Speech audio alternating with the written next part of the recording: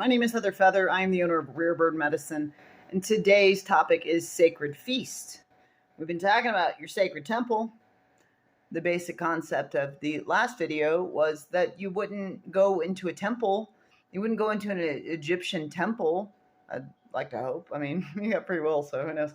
But ideally, you wouldn't go into a sacred, beautiful, holy architecture, stained glass windows, golden light coming in and infusing the sacred temple with the quintessence of an energy that feels divine to stand in, and just take bags of trash and throw it everywhere and just let's junk the place up. You wouldn't treat a temple ground in that way. And we're talking about this being your temple. This is your temple ground that you use to drag divinity around. And how are you treating it? And what are we doing with it? And it's not about judging the self. It's not about like beating the self up. It is valuable from a non-judgmental standpoint to look at the self and to be able to evaluate, is this a life I want to live? I've been listening to the Sophia Code. If you're not familiar with that, I highly recommend it. It's really powerful activation of gene codes, but it does talk just like every metaphysical author since the dawn of time, from James Allen to Esther Hicks to Jane Roberts to, just pick an author, Neil Donald Walsh. There are many metaphysical authors throughout time that talk about your thoughts. Thought plus emotion equals creation. What you think about and feel about, you bring about. Really, it's the content of our consciousness that tells the quantum waves of probability what type of particles to show up as in front of our day.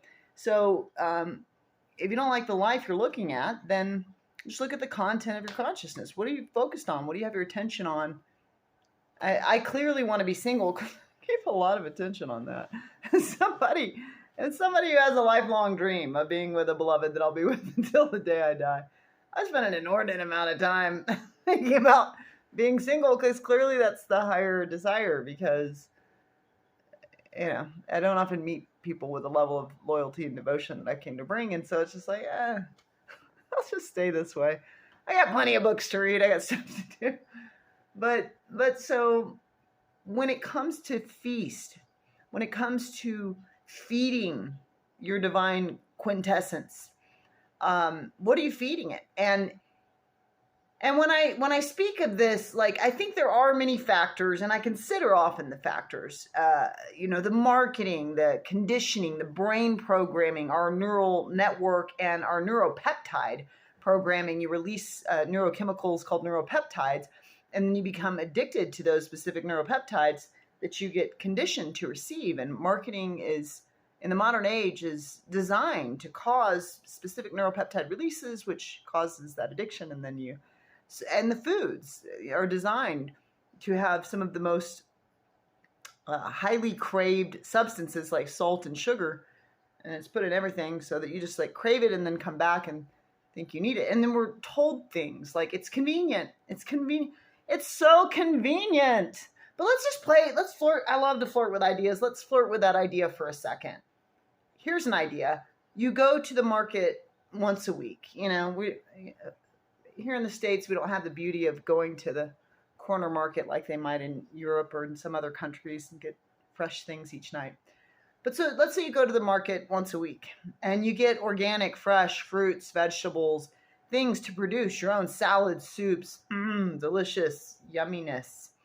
And then for the entire week, all the ingredients you need are at your house, as opposed to you getting in your car, driving to a fast food place, waiting in the line while your gasoline pollutes the earth, and getting your food and then bringing it home and eating it. And then the next night going out, driving to a fast food place, or even on your way home from work, waiting in the line.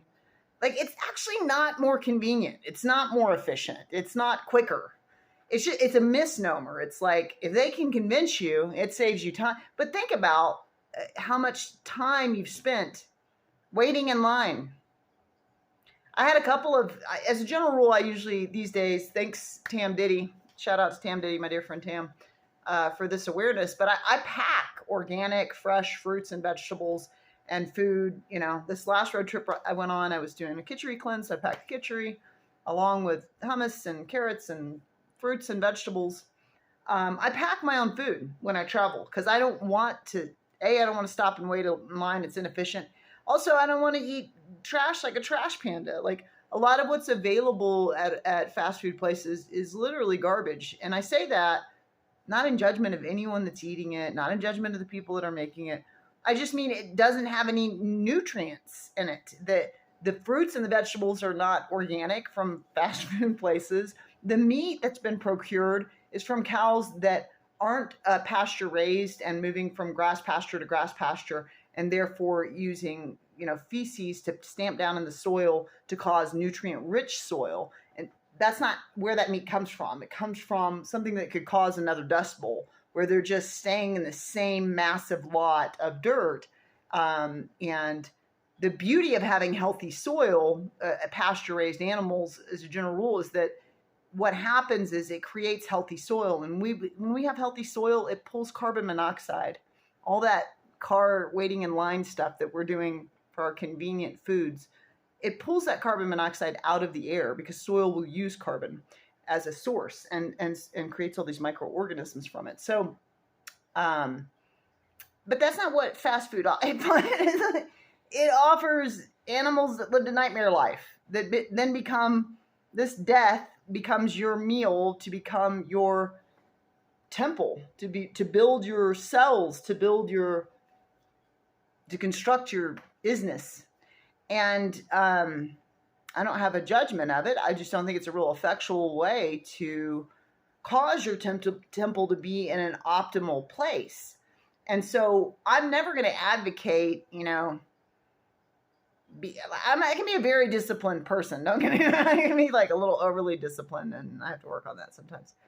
Not that I'm always that way, but I'm never going to advocate. I think people get too in service to their egos. I always say, I'm not here to serve my ego or yours. I'm here to serve spirit. And, feel free to call me out if I'm serving ego. Every time I make a video, I don't care how goofy I look. I don't care if I'm like making weird faces. If I am speaking from spirit, the video gets posted. I don't care how cute I look. If I'm speaking from ego, I'm not posting the video because I'm not here to serve my ego. I'm not making these to look cute. I'm making these because spirit invoked for me to make them, and I surrender my vessel to spirit every day. And spirit means many things to me. It fundamentally means divinity, the divine light of truth, the divine light of awareness. And one of the things I see is that we believe that if we feast on fast foods, if we feast on healthy things, it's more convenient. It's going to give us more time. But I challenge anyone to just do a time thing on that. You could literally go to the store, come home, spend an hour doing food prep, and all week take your pre-chopped fruits and vegetables and consume. And I would bet you money that it will be less time than the amount of time you might spend waiting in line for convenient fast food. I don't generally eat fast food. There are things that I consume. Like I love a latte, but I'm not going to go to Starbucks to get a latte. I go to Rusta's Gold here in Albuquerque. I like them a lot because they're really good people. But I go there because I like to support a local coffee shop, and I can get a half calf, and I can get, alternative milk in it. And so I can make that the way that I want, that honors the disciplines of my body, right?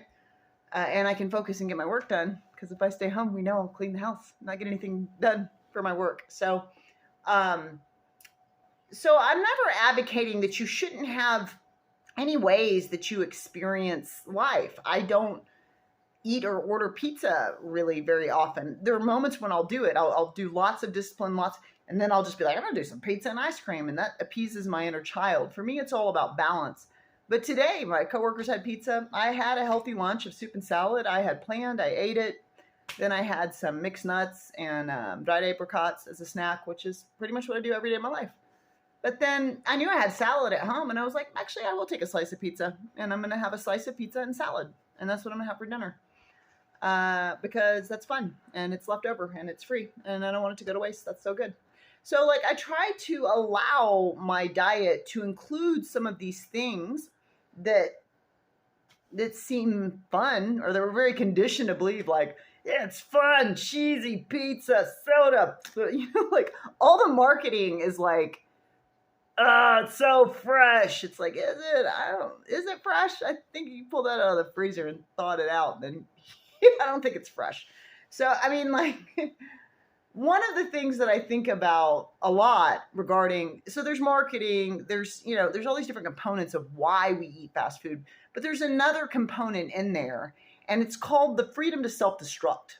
We have free will, and in my experience, free will is one of the most honored laws. I mean, like from the angelic seraphim, angels will not intervene. I'm constantly learning their names. They will not intervene unless you summon them to, because you have free will and they honor your free will. Ally spirits, as a general rule, most things that move in the spiritual realm do not intervene unless you use your free will to say, I seek an intervention here. And because we have free will, one of the ways that humans, in my experience, I just watched this over and over and over again, that they unconsciously exercise their free will is they choose through their free will to self-destruct. Like, I know I'm going to die, but I can use my free will to jump a little bit closer to the grave, and you can't stop me. You can't stop me from trying to destroy my divinity. Can you cause your hologram to collapse? Can you cause yourself to drop your flesh costume sooner? Sure, yeah. There are lots of, you can do high-risk things. You can drink alcohol. You can smoke cigarettes. There are all kinds of decisions. You can eat junk food all the time. Pharmaceutical industry is a multi-billion-dollar industry, one of the highest profiting industries in the world. And it's because people become addicted to pharmaceutical medication because they ate foods that were not nutrient dense and they didn't give their cells what they needed, and they did it for a lifetime.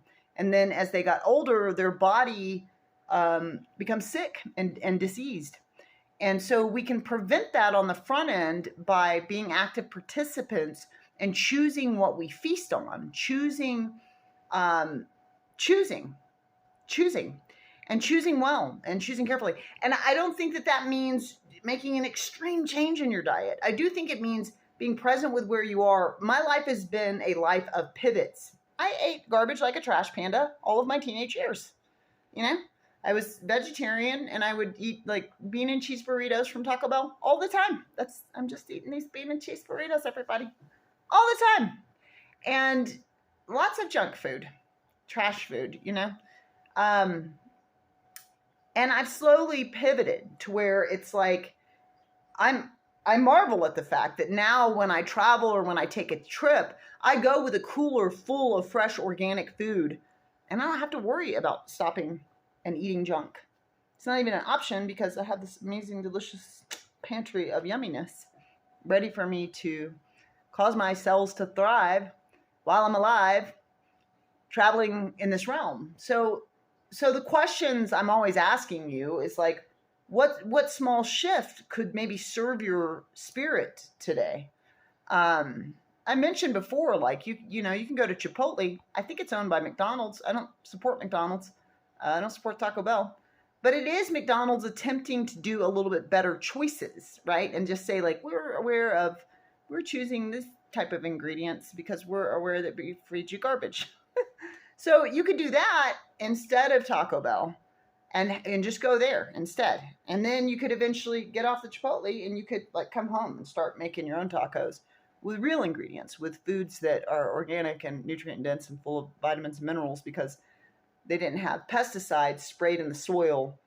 Then the fruit or vegetable pulls its minerals from the soil, including pesticides, which is a poison for bugs. It kills bugs because it kills life, because it can kill your life. So you can go and get organic foods, and you can chop them up, and you can put intention, and you can put your love into your feast and put your love into your family's belly. You can feast on things that truly nourish you. For me, I had to like get off soda and then go to sweet tea because I'm a Texan. And then I had to go to unsweet tea. And then now I'm drinking water. I progress on each topic a little bit more towards the healthy thing. And now at 47, I have a lot of really healthy choices that I make. And I don't choose to make them all the time because I'm having a human experience and I'm going to die anyhow.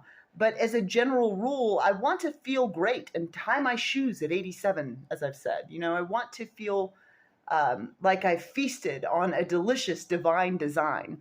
I am the designer ultimately. You can always subscribe to Rare Bird Medicine on YouTube, like and comment there. I'd love to hear your thoughts. Amun.